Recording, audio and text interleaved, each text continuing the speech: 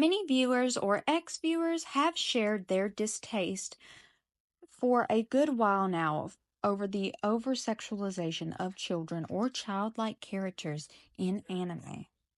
Recently, I covered brutality in anime against women, covering the heinous comments towards Casca from Berserk and where they originated from. Along with this topic, I mentioned how the depiction of Guts' sexual abuse during childhood was extremely graphic, as well as harmful to not only survivors of childhood sexual assault, but also all children, due to how pedophiles use these images to carry out or subdue their urges to offend them. Many people did not understand the premise of the video, so much so that viewers assumed my point without even finishing the video, or point to how hateful comments on or towards sexual violence does occur in real life, very similarly to how Griffith simps throw around Casca liked it, and it truly does hurt survivors since it keeps them from getting help and victimizes them further. Also, a lot of unknowing folks about the human rights violation within the adult industry want to let you know I'm here to educate you, and it's happening all around the world and in this country. Huge porn sites are being charged accordingly due to their contribution to sex trafficking, along with the mental health effects that viewing porn long-term creates. The inspiration for this video was going to be on how the anime fandom, certain animes for sure more than others, sexualize child characters. However, upon further research, I found that this issue with pedophilia went way deeper than just the fans of anime. But the creators and certain cultural norms of Japan and Japanese animators, Japanese creators.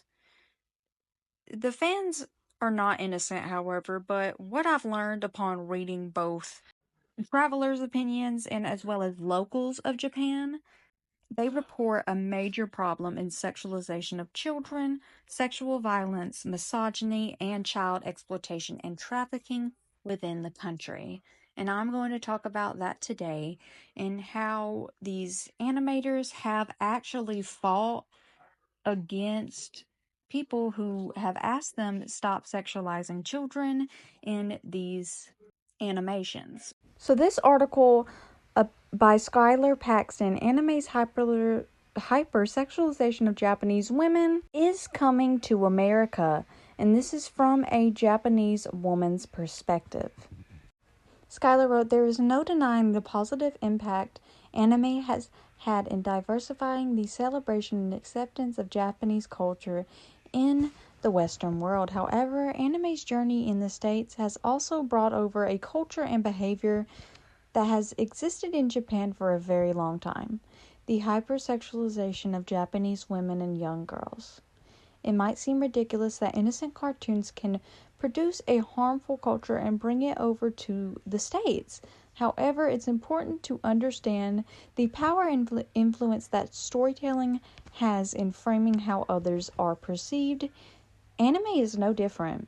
To give some more perspective, the creations of sexualized female characters in anime have inspired large numbers of pedophilia, sex trafficking, and child pornography or child sexual abuse material production cases, which continue to harm Japanese women, especially minors. To selfishly remain ignorant of this problem is to ignore my safety and the safety of other Asian women. Just as how children learn virtues and life lessons from cartoons at a young age, many can learn to view Asian women as sexual objects from the anime they watch as well. It is also important to listen to the voices of those who are currently or already have experienced a loss of safety at the expense of someone else's entertainment. I can no longer watch these shows I loved as a kid with the same now after being suggestively compared to those women in anime. There needs to be an understanding that ignorantly talking about The sexual acts one wants to do to an anime character is equivalent to talking about me, referring to her as a Japanese female. The women that those stories belittle and objectify. As new as this phenomenon is to America, the objectification of women in Japan has and continues to exist through the 2D form of anime. Most animations are catered toward their male audiences. So, in the act of fan service, women and young girls are often depicted with exaggerated features and exposing attire. Lolicon. The attraction towards explicit drawings of minors is commonly experienced by Japanese men, which contributes to the popularity of anime centered around highly sexualized young characters. Some countries have even banned certain shows completely that explore this type of content, but Japan has yet to do the same thing due to arguments of doing so suppresses the animators. We're going to talk about this at the ending of the video. Freedom of expression. Therefore, such depictions of young characters remain legal within Japan's laws, given the characters themselves are fictional. With anime now holding its place in American entertainment, the culture of sexualizing Japanese women is slowly being much more normalized and made mainstream in the media than ever before. However, its impacts have now expanded to include all Asian American women. The sexualization of Asian women in America has existed since the 1800s. This is very true. After the U.S. led wars in Asia, U.S. films depicted Asian women as coy, shy, sexual, and highly infatuated with American men. Thus, while Asian women have always been perceived as sexual objects by American men, anime has worked to further reinforce this terrible stereotype. Not only does the stereotype increase risks of Asian women becoming victims of sexual harassment and abuse, but it can also risk their lives as well. In 2021, 6 Asian women in a massage parlor were shot in Atlanta, Georgia by a gunman who set out to eliminate the place in order to curb his sex addiction. This was a clear racially motivated crime, as well as a crime of sexual violence. While many other factors played into this crime, anime is not helping curb the hypersexualization of Asian women that led to this terrible shooting. It was at that moment, upon hearing about the shooting, that my fears of being sexualized went from feeling annoyed that people would ask me entirely inappropriate questions about anime women to feeling terrified of possibly being targeted and seriously injured for my race. My fears also extended to just myself, but all of Asian women around me. Anime will continue to exist and depict women in these harmful ways, and nothing will stop its consumption. However, it is very important to recognize when certain shows participate in this stereotype so we don't normalize or perpetuate the sexualization of Asian women like Japan has. Understanding that Asian women are not just 2D sexual objects is essential to preventing growth from this disgusting behavior that continues to put Asian women at risk of sexual violence and harm. There are constant threads on Reddit talking about this subject as well, where this user commented that in Japan, the standard for attractiveness is closer to cute rather than beautiful and sexy compared to in the West.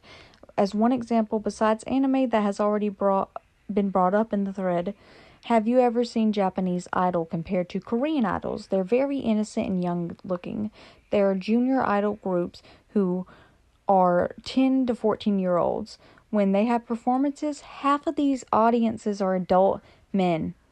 It's not all little girls like you'd imagine. In response, a user commented there are seriously problematic aspects to Japanese culture around women generally, and in particular, younger women. Owning child sexual abuse material wasn't even illegal in Japan until 2014, and producing it was just covered by generic indecency laws until 1999. Even now, junior idol and lolicon content is still very popular. The age of consent was 13 until it went up to 16 last year. Japan really isn't on the same page as many Western cultures when it comes to sexualization of minors, or even gender roles for that matter. This one user was also to get it off their chest. Anime culture just flat out pushes pedophilia, which has a lot of the same feelings that I have when it comes down to just how bad this problem really has gotten, especially in super popular animes. It's truly disturbing just how normalized it has become, when in reality it should be completely and utterly unacceptable and a crime. Tokyo has also reported a problem with homeless teenagers who are going missing, struggling with drug addiction and overdosing in the streets, as well as resulting to prostitution just in order to survive. And this just sheds light on how the most vulnerable people, are treated in this really big developed country. So let's talk about when Japan just could not bring itself to stop the sexual depictions of childlike characters or children in manga or anime. The comics feature young girls engaged in explicit sexual acts, often with exaggerated body parts but facial features that look like those of children. A growing number of countries have banned them, considering such depictions as exploitation of minors, even if they are fiction. But in Japan, home to the thriving manga industry, including the pornographic kind, calls to outlaw these cartoons have been met with fierce resistance, claiming that we oppose policies that infringe on our freedom of expression, claimed a Japanese videographer. So he's claiming to not be a fan of the comments. He said he did not watch them, but would defend what he called the rights of those who did. He went so far as to compare people who like manga with suppressed minority groups such as LGBTQ people in Japan, and blame the rise of feminism in the country for growing pressure to ban this content. Truly shocking. God forbid women try to stop children from getting harmed. The free speech defense of porn manga depicting minors is a common refrain in Japan, a view largely endorsed by the ruling party. Though Japan prohibited the possession of child sexual abuse material in 2014, the last of 38 member countries of the Organization for Economic Cooperation and Development to do so, it stopped short of extending restrictions to manga and anime, two culturally symbolic illustrative media in Japan. Anti-child abuse advocates warn that this reluctance to altogether ban sexualized images of children, real or illustrated, may leave room to normalize sexual violence against children. In 2015, the United Nations Special Envoy on Child Protection urged the country to ban sexual images of children in manga comics, saying the media has detrimental effect on children. Japan hit back at the UN envoy, demanding a retraction of the statement and questioning its evidence. Regardless of the pushbacks from those reporting or supporting free speech, those who wish to see a ban on sexual depictions of children in manga argue otherwise. Critics say that images illustrating child abuse could normalize or lead to an increased risk of child sexual abuse by those who want to act out fantasies, a view that remains continuous among researchers. Some also argue that children who grow up seeing this unregulated media could think it's acceptable to be sexualized. even making them susceptible targets of sexual grooming by perpetrators of child sex crimes. When child sexual abuse material was outlawed in 2014, the police who supported the ban in Japan disclosed that the number of criminal cases involved the production and circulation of child abuse images had increased tenfold since 2000, likely facultated by the internet.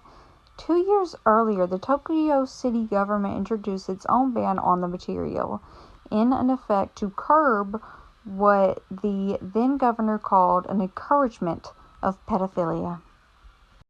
As for the videographer about the comments made before, the Communist Party revised policy announced just weeks before Japan's general election was directly related to the rise of feminism and was a complete U-turn from their traditional support for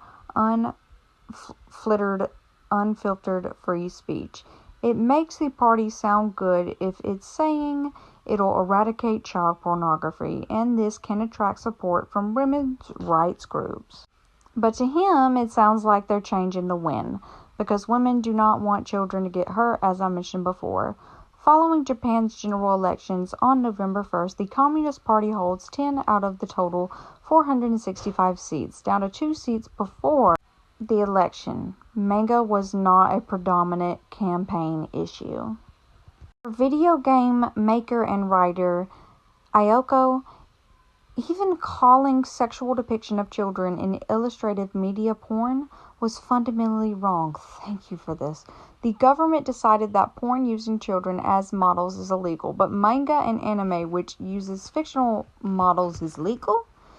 He told Vice World News, referring to the bill passed in 2014, which the country banned possession of child sexual abuse images. According to a Japanese sociology and media professor who has studied illustrative child abuse, creators are more worried about a sweeping ban which could affect all genres of anime or manga.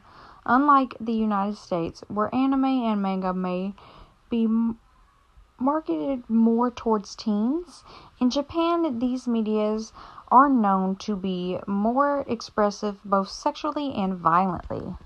For critics, there is plenty of anatomical evidence linking child sexual abuse images to actual crime.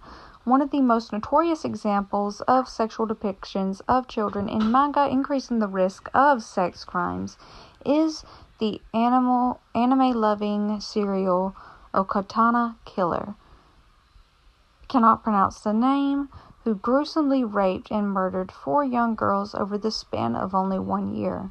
When police searched his home for evidence along with the decomposing body of one of his victims, aged only 5 years old, they found thousands of child sexual abuse images and anime videos. Sociologists at the time argued his obsession with such illustrations encouraged him to act on his terrible fantasies. The easy availability of manga child abuse, whether from a simple Google search or entering a bookstore, has also normalized this media, she said. Kalinjari proposed restrictions on such child abuse would be similar to the current ban on hate speech, referring to her own experiences. When I was in 2nd or 3rd grade, I distinctly remember a man intently reading a porn magazine featuring a child. I thought to myself then, oh, children's sexuality has commercial value. The younger you are, the more your chest you bear, the more profitable you become. He also quoted, "Children are being sacrificed right now. This discussion can't be limited to how bans affect manga and anime. We have to think way beyond that." I found this comment so impactful since it highlights how just by thinking differently and taking certain actions, we can help survivors of sexual violence, but also how society perceives sexual violence, as well as psychological effects that viewing these kind of contents have long term.